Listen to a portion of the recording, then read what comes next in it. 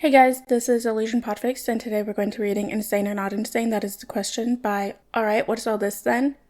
The summary is, Jason Todd is back in Gotham. Not for vengeance, for justice. Armed with an MD and a decade of silence, he's determined to put an end to the Joker's crimes once and for all. Reconnecting with his estranged family in the process is an unavoidable evil. Alright, without further ado, Chapter 1. South Side Gotham, Wednesday, 3:03 a.m. The city hasn't changed much. Same guttering streetlights, same hollow rattle of the L train overhead, same smell, coppery, damp, and faintly burnt, like the whole place was always one spark away from igniting. A figure moved through the alleyways, dressed in civilian black, hood up, not like before. No armor, no helmet, no guns. Just a messenger bag, and the kind of silence that takes years to master. The building ahead was a walk-up, the sort that creaked when you looked at it wrong. There was a single light on in the top-floor apartment. He knew the family hadn't slept, not after what happened. He paused at the mailbox, reached inside his coat, and pulled out a thick envelope. No name, no return address, just enough documentation to start a storm. Inside was the truth. Court records, hospital files, Arkham transfer documents, everything. Everything proving that the man responsible for 12 deaths in the Diamond District Mall had never been declared legally insane. That he had never stood trial, that he had, over and over again, been dragged back into a system by Batman's hand and locked in Arkham without due process. The letter inside was typed, direct, clinical.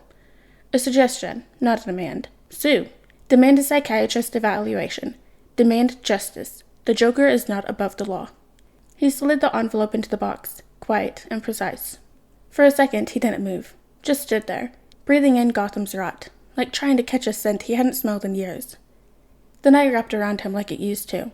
The shadows, the tension, the instinct to look up, to watch the corners. He used to belong to this world, used to stalk rooftops, chase screams, bleed in the dirt and patch himself up before anyone could care.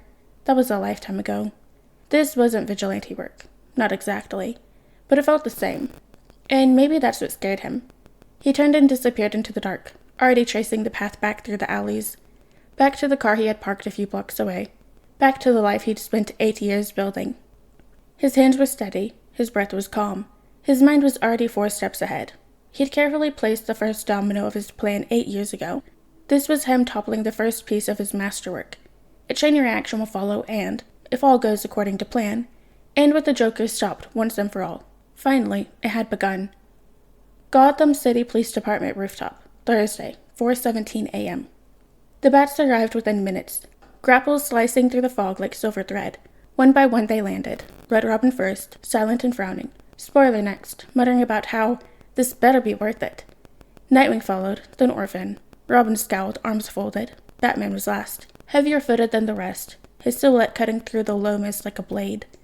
Commissioner Gordon was already there, coat flapping, cigarette burning down between 2 fingers. He didn't say hello, didn't ask how many muggers they'd put away tonight.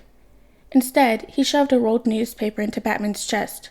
"I've stuck my neck out far more times than I can count," he said, voice gravel, thick with exhaustion and fury. "Now half my squad is on probation.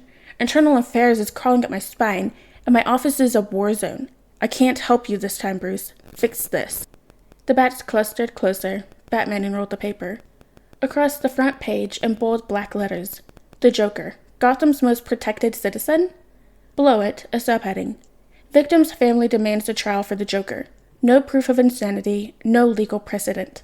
Alright guys, and that is the end of chapter 1 of Insane or Not Insane, That is the Question by Alright, What's All This Then?